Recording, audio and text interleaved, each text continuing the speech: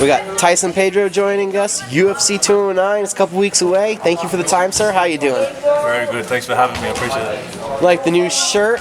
We're out here at the Jackson Wink Academy. So, from making your debut in Australia, this next one's in Vegas. How do you end up out here in Albuquerque? So I was coming over originally for a training camp because I wanted to come here my whole life. Since a kid, I've always wanted to train where the best fighters have been, and also wanted to compete where the best fighters have been. And so far, that's turned out to be UFC and Jackson Week. So I was coming out here to try it out, and I was lucky enough that just when I was coming over, I found out about my fight. So I just ended up staying here for my whole camp, and I'm pretty sure I'll be doing this a lot more often. So the plan was just a couple weeks, or what was the plan? Yeah, I was coming over for 4 weeks just to try it out. Make sure you never know with any gym that you go to. You don't know if you're going to like the coaching style. You don't know if you're going to like the people that train there. And so far, it's fit perfectly for me, just because I knew from what I'd heard that this was going to be my style. So that's why I tried this camp first. So you're the first person ever, I think that says they've been waiting all their life to come to Albuquerque, New Mexico. Yeah. Well, that's true.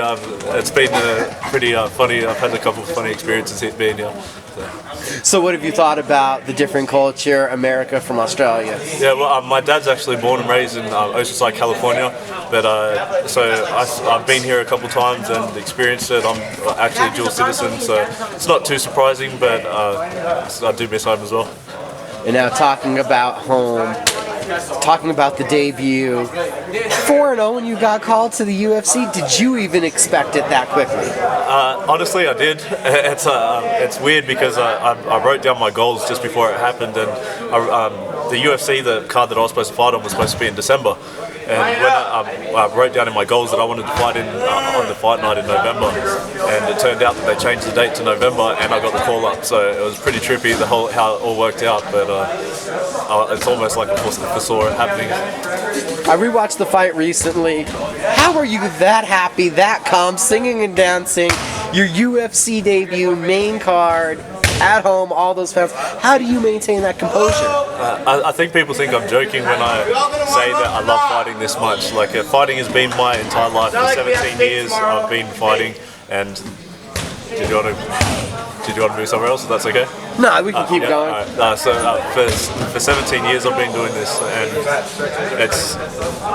you get comfortable doing stuff. Like when someone jumps out of a plane, I think that's weird, and so, like when people do the stuff like that, I think that's crazy. So when someone says that they think I'm crazy, smiling and enjoying it, I've been getting punched in the face my whole life. So just to walk in and do it in the cage is pretty special, and I get paid for it now. So when you were born, we've heard your father, King of the Cage, Australia promoter. Yeah. Was he already promoting MMA when you were born? He was already training people. He'd been already teaching martial arts, and he'd been in martial arts his whole life. So it was always going to happen. There was no way I wasn't going to be a part of martial arts. So from about 3 or 4, he already started doing some sort of training with me. And then I've always watched. I was actually opening the cage door and King of the Cage and stuff like that when big fights in Australia were happening in its infancy. So this has been the goal and the dream all your life? This is fighting, it's been you? Yeah, I've always done all different types of sports, rugby league, rugby union, tennis. I've done all different types of sports, but it's always come back to martial arts because that's what I love and you can't go away from it. And then it's not just something that's been forced upon you, it is though a love? Yeah, for sure. I won't say the whole time. When I was a bit younger, I think it might have been a little bit forced, and when you're the kid when all the other kids in the class have to go home, and now I'm sitting here, I've got to do 100 push-ups, 100 sit-ups, 100 squats, and I'm crying because my dad's beating me up. So it may have been a little bit forced back then, but now it's because I love it.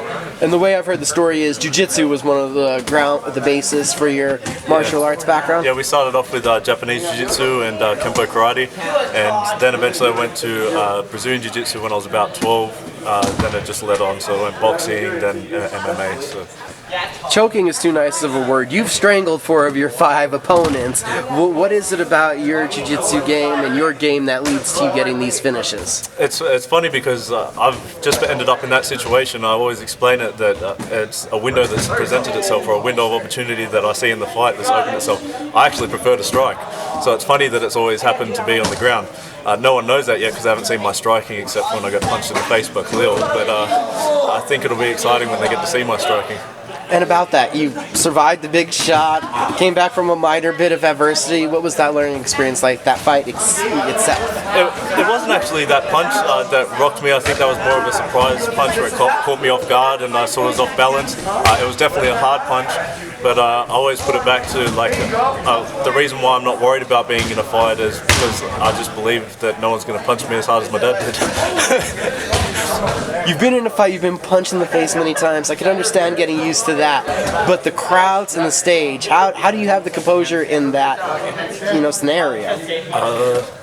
That one's hard to explain. I don't know. I don't get excited and I don't get nervous. So I've always said, like, my wife, she thinks it's a gift and a curse because she hates it because I don't get excited about stuff either.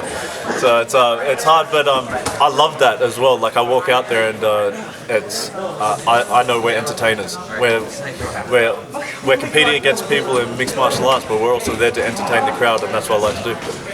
And now, where were your goals on taking your game past the Khalil fight, leading into now taking on Paul Craig?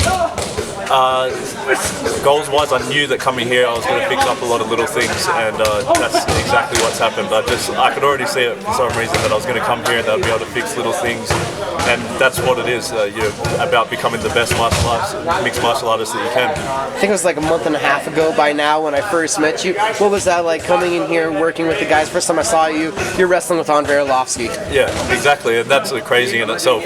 That's what's so crazy about coming to the gym like this. You're walking through the hallway looking at these champions and awesome fighters, and then all of a sudden I'm wrestling with a top UFC competitor. So I think in this month and a half I can't even put a price tag on what has. I think I've put an investment in myself, and that's why people ask why I paid to come over here and why I did all this. And then how's the experience been? Because I've been around you, I know that you also bring out your cousin, so I know you had that support system with you here. Yeah, so I was very lucky enough to have my cousin to come over. One of my coaches came over. My dad will be coming over in a week, so that'll be awesome because I can't wait for him to see what's happened while I've been here, and also I can't wait for him to meet the coaches and stuff like that because he's known how much of a dream it's been to get here, and it was exciting to see him when we stepped out together in the UFC. And what has it been like, the coaches? I know you've worked with Greg Jackson, Mike Winklejohn. We've seen you at strength and conditioning with Jared Saavedra. What has this experience been like as an athlete? Yeah, like I said, it's hard to put a price on it because I had offers to go to other camps where it wouldn't have cost me anything and they were going to pay for it, and I ended up going out of pocket for this camp, but I knew that I wanted to be here for the style of coaching and what they've done for me, and it happened just as I thought. And then Albuquerque, New Mexico. Elevation. What was that like when you first got out here? First 2 weeks sucked. Could not breathe. I got bashed in sparring. Wrestling, I sucked. But it's hard to know what level you're at when you get here for the first 2 weeks because you're like, should I ever be training in MMA anymore? Paul Craig, the opponent. What do you think of his game? I believe 8-1 or 9-1, 8 stoppages, 7 submissions. Yeah, I think he's 9-0 still. So I'll be happy to give him that L. So I've been watching his game, and I think it's a perfect fight for me, and I'm excited to get out there and put on a show. What do you think your advantage is in this one? There's a lot. There's a lot. But he's an awesome fighter, and all power to him. The one thing I would say is I saw he didn't touch hands in his last fight, and I hope he doesn't do that to me. Is that something? Do you like doing that before a fight? I've seen some people say it's just the whole thing if they don't want to get in that range even. Yeah, and that's fair enough. But the other guy put his hand out. I think we're coming in one of the purest forms of combat sports, and we both realise what we're going to do. So for us to go out and touch hands is a form of respect, and when you take advantage of that and run up and take like a free shot, I sort of look at that as like that shows something about you. Have you heard any of his post-fight comments or anything about him? He was calling out top 10 guys after his first win, ends up with the matchup with you. Yeah, like I said, I don't really watch. I haven't watched anything on him, so I like going out there and figuring them out in the cage. My coaches will watch a little bit and maybe show me little things that they think will work. But if he thinks he can fight a top 10 opponent, then I should be easy and he should run through me. Plus, he's got a scary name, so I'm a little bit scared. It's the Bear Jew. Now, you talked about the respect factor at the touching the gloves. What do you have going through your head when you're at a weigh-in and there's that stare down? I actually don't look the opponent in the eyes beforehand, and a lot of people think that's because I'm scared, but I just know that once I look you in the eyes, that's when it's time. So if I look you in the eyes in the weigh-ins, it might be a bad thing on stage. What are your goals for 2017, looking at this light heavyweight division, and it's kind of a shallow one right now? Yeah, so I won't look past this fight, but that's not the first time people have said that it's shallow, and I always look at it like the top 10 guys, any one of those guys that you're fighting are monsters and killers. So it doesn't matter if it's a shallow division. We've got some of the baddest dudes in there. If you fight any of those top guys, you can go to sleep like that. So it's I understand that a lot of people think that because the lighter weight divisions, they're so fast and they've got so much skill and stuff like that. But you can get hit on the forearm by some of these guys and you're going to sleep. Nasty power, right? Exactly. Now for you, this whole journey, what is it like at your age to be living your dream? There's not many words that can describe it, because at 25, I think I'm still young, and a lot of people message me saying they're looking up to me. So for me, that's hard for me because I still look up to a lot of people. So it's weird, but like I love the support that I get from home, and it's cool at the same time. There's been Michael Bisping in London. We have Joanna Jędrzejczyk from Poland. We've really still been waiting for that Australian fighter, even though guys like Kyle Noak, and there's a lot of other dudes that we watch and love, but we're waiting for that one to become a world champion. Do you feel any pressure looking at that as the next generations of Australian fighters? There's you, there's Jake Matthews, there's several guys coming up. It's a really hard question because I don't feel like there's pressure on me. I have so much pressure on myself, and for me, I'm not too worried about what other people think I should be doing. I'm here living my life, but I also want I'm lucky as well because I've got the Pacific Islanders and the Australians backing me. So I love their support, but at the same time, I'm not feeling pressure for them because I'm going to find the path the way I'm going to do it. I'm not going to lead it how someone else thinks I should. Having made it to the UFC and now you're here in America, some people may not understand, but can you tell us what it is like the MMA scene back in Australia?